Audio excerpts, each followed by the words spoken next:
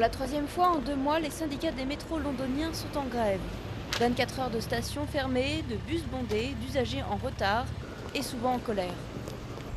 Les gens du métro rendent la vie insupportable aux usagers, alors qu'ils ne vont pas obtenir ce qu'ils veulent. Ils devraient assumer, ils sont très égoïstes. Je n'ai aucune sympathie pour eux et ça ne m'intéresse pas. Je dois pouvoir aller travailler et facilement. Ils ne devraient pas faire grève. Au Royaume-Uni, depuis l'ère Thatcher, faire grève est compliqué et mal considéré. Dans ce contexte, les employés du métro font un peu figure d'irréductibles qui résistent encore et toujours aux coupes budgétaires. Même s'ils se sentent un peu isolés, comme Chris, qui fait partie des grévistes. Il s'agit de la sécurité, pas de gagner de l'argent. Les gens devraient descendre plus dans la rue, participer à des manifestations. Je pense que dans ce pays, nous sommes trop passifs. Nous acceptons simplement les choses.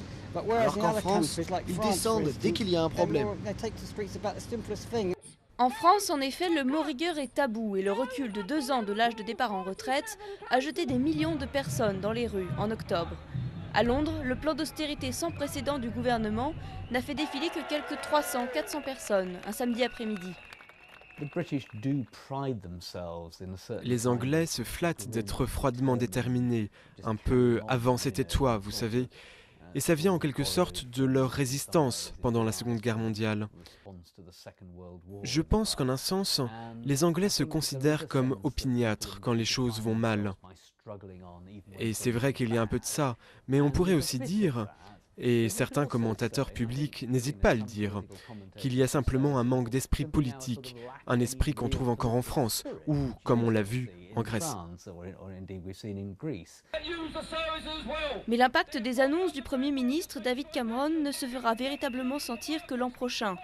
Plus de 80 000 familles pourraient devoir déménager hors du centre-ville et beaucoup de personnes âgées ou handicapées n'auront plus de soins à domicile.